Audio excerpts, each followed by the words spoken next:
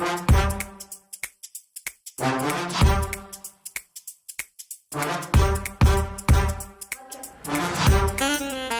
everyone, broadcasting to you from my home. I am Mrs. H. I'm a credentialed English teacher, and this is Holden. Yes, named after Holden Caulfield from Catcher in the Rye. He's the best cat in the world, and he's gonna help me open my video today. So along with being a credentialed English teacher, I have special training that not all English teachers have. I was an expository writing minor, and I took a series of courses that they don't typically offer with English majors. I took courses in how to do legal writing, journalism, science writing, business writing, email writing, and some of the common threads that I noticed in the type of writing that's required in almost any kind of profession, I try to work those techniques and styles into the way that I teach essay writing so that I'm preparing all students for almost any kind of writing they might come across in the future, trying to plant those seeds. Of course, all of the rules that I talk about and the techniques that I discuss might not apply everywhere, especially if you're a very advanced writer, say you are a doctorate student writing your dissertation. Of course, you're going to be using a lot more complex writing strategies. But the stuff I'm going to go over in this video, the next one, and perhaps in this essay writing series is going to best apply to 6th through 10th graders, as well as high schoolers who are preparing to take the SAT.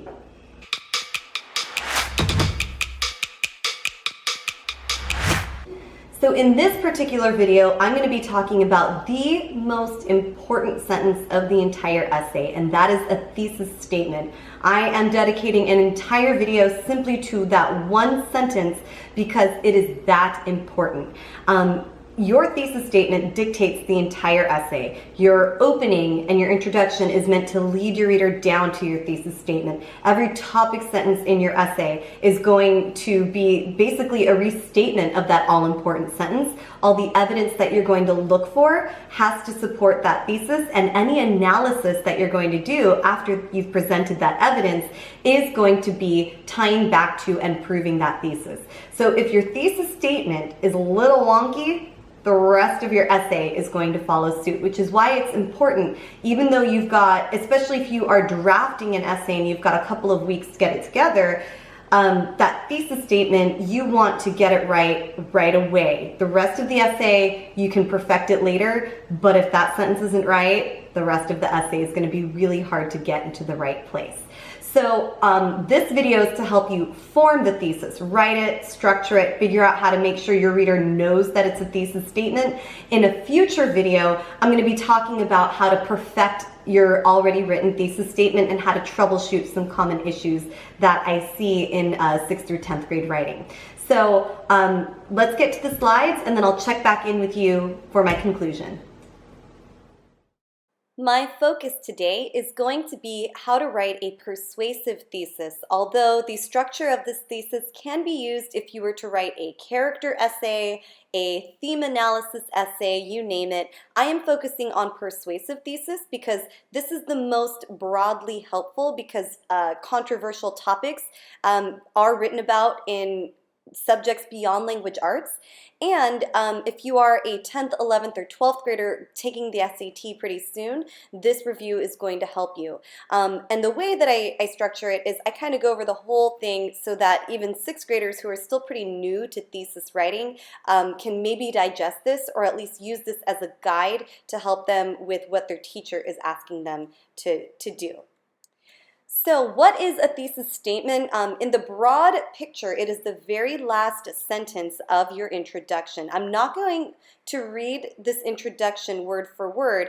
I am going to direct your attention to the very bottom of this introduction where a sample thesis has been written. So this is a persuasive essay about whether or not we should adopt a junk food tax. And the thesis statement here at the very bottom of the introduction: the United States should adopt a junk food tax because of the issue of obesity and the fact that people need help changing their buying habits. It's got two things to look out for. One, location. this thesis is in the right place. It's always at the end of your introduction, unless you've got a particular instruction from a teacher or a different kind of writing style you are being asked to try out. And it takes a clear side on the issue that is being discussed. It clearly takes the side of implementing a junk food tax. Not only does it take a side, in this structure of thesis, it has brought up two focus reasons: obesity and changing buying habits. So how do I arrive at this sentence that is at the end of this great introduction? This is an overall great introduction, and I will talk about introductions in a future video. But before we talk about introductions, you really need to write a really strong thesis. So step one to forming a thesis, you need to do your research. If you are doing a drafted essay where you have a couple of weeks to do some research, gather your thoughts, you really want to do your research, know your subject well, annotate your research just like you see in these pictures. If you need some help with how to do persuasive reading and research, I do have a video that I will link in a card. And as you start your research, you might already have an idea for focus reasons, but researching and seeing what experts and others involved in the debate have to say will ensure that you have compelling reasons and quotes to back you up. Of course, if you are doing a timed write situation, so sometimes people, particularly in older grades, high school level, you are asked to write about persuasive topics on demand, and you don't have any time to do research, and sometimes they won't provide you with sources, and so you kind of have to come up with an idea or a thesis on the spot without any research, and there are times where this step might be skipped. But I never have students skip steps in 7th or 8th grade. It just doesn't seem quite right for the grade level. Step two, this is another step that if you are taking an SAT test or you're in a timed writing situation, you might not have time to make a full brainstormed list of reasons, but I strongly recommend this if you are doing a drafted essay, a processed essay where you have many days or weeks to put it together, because if down the line the thesis statement that you settled on isn't working, you've got a nice brainstorm to come back to. So what I do, I usually spend about half a period, sometimes a whole period, because I have really great students who love to debate and keep coming up with great ideas, and I form a list for both sides of the argument. And the argument we'll be working with is, should we wear school uniforms? I am not going to read through all of these reasons. It might be helpful for you to do so. So if you want to pause the video right here and read through this list of reasons, I'm going to pause.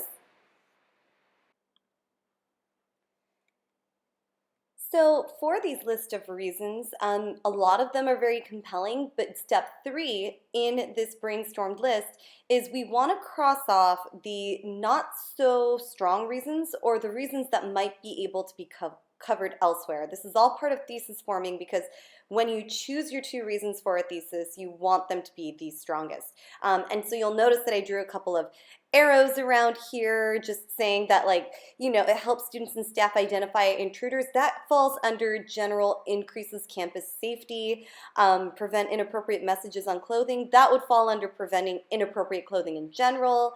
I also crossed off things like subjective things. Uniforms make people look sharp and clean, or the opposite opinion, which they look uncool, or they will make the wearer feel uncool. These are subjective, and because that's kind of open to opinion, not necessarily a reason, then I've crossed them off. I wouldn't use them in a thesis. However, the stuff that I've crossed off would make excellent points in an analysis. So I wouldn't erase them. I would simply save them for later. The next step is sometimes the hardest for students, and that is choosing a side. And because I think that a lot of students in general, especially the ones at my school where I teach, will be opposed to school uniforms, I am going to choose the in favor side, just to play devil's advocate and to reduce any stress from students who are worried they might be copying. A couple of reasons you might choose a side for a persuasive essay are as follows. One, you strongly believe that that way or that side. I don't really strongly believe that we should wear school uniforms. I'm also not really against it, but I'm choosing it because I think my teacher is going to be getting a lot of opposing essays, and because this is an issue that I feel pretty neutral about, I'm going to choose a side that she's not going to get to read about and at least give her something different to read. That is also another way you could go and writing persuasive essays if you're feeling neutral. So that is the side I have chosen. Next thing I want to do is to choose my 2 best reasons from this side. But wait, in a persuasive essay, I'm trying to persuade. Shouldn't I try to rapid fire, try to share every single reason that I can for my side? Well, yes, but if you try it that way, especially if you are in a middle school or early high school writing situation, things are going to get really complicated really fast, and don't take this the wrong way, but you might not quite yet have the reading or writing skills to put this all together in an organized way. And maybe you do, but it just isn't going to play out the way that you're planning, and it might not be the most powerful. So I'm going to recommend choose the 2 best reasons if your teacher isn't offering you specific guidance on what he or she would like you to be doing. So my 2 best reasons are: it prepares students for the real world where they may have to wear a uniform in certain professions, and prevents inappropriate clothing. I feel like those are the 2 best reasons, and I'm going to use those to focus on my essay, 1 body paragraph each. Now the rest of these, I'm going to save them because I might need to keep some reasons unmentioned or arguments unmentioned in my pocket so that when it comes time for a counter argument, they are there and I won't be repeating myself. So that's another reason why we leave a couple of reasons off, is because you need some for making that counter argument. And maybe I'll make a counter argument video. So now we want to directly answer the prompting question. We are so close to having a completed thesis. So we want to look back at that prompting question, which I've had on the screen every single time. Should we wear school uniforms? I cannot emphasize enough, even in the professional world, grown-ups struggle with this. Understanding what the question was and responding directly back to it. So if you're writing a persuasive essay, make sure that you are responding directly to the prompt in a complete sentence. Some schools use the term blended sentence. So you'll see here, directly answer the prompt. We should wear school uniforms. Reason 1, wearing uniforms prepares students for professional settings. Reason 2, prevents inappropriate clothing from being worn at school. Bring it all together in a complete sentence. So now we have a thesis statement. It is formed, and this one I would say is pretty ready to go, but what I normally have all my students do when we're writing an introduction, before we write the lead, before we write the hook, before we start looking for quotes, I have all my students write their thesis statements 3 times. So far here, I've written it twice, and I would have my students rewrite it 1 more time, because the more perfect it is, the stronger the rest of your essay is going to be and the easier it's going to be to write. So that is a step that I can't have you do, I can't force you to do through a YouTube video, but something I could strongly recommend that you do. Again, for my older students who are getting ready to take the SAT soon, this might not be a luxury for you. You might just have to scrawl this out and go, but I'm trusting that at that level, you guys are pretty good at forming a thesis on demand and don't have to worry too much about perfecting it. So guys, I hope that those slides help somebody out there who maybe is being asked to form a thesis statement without teacher guidance. Hopefully my slides helped you with forming a persuasive thesis, and even if a persuasive thesis isn't what you are writing, some of those principles are still going to apply if you are to write a thematic thesis, a character analysis thesis, or some other kind of thesis for a literary essay, or perhaps even in other subjects such as your science or history classes. On my next video, I'm going to go a little bit more in depth with thesis writing and using already written thesis statements and doing some troubleshooting to help make a thesis statement even better so that you can get started on the rest of your essay.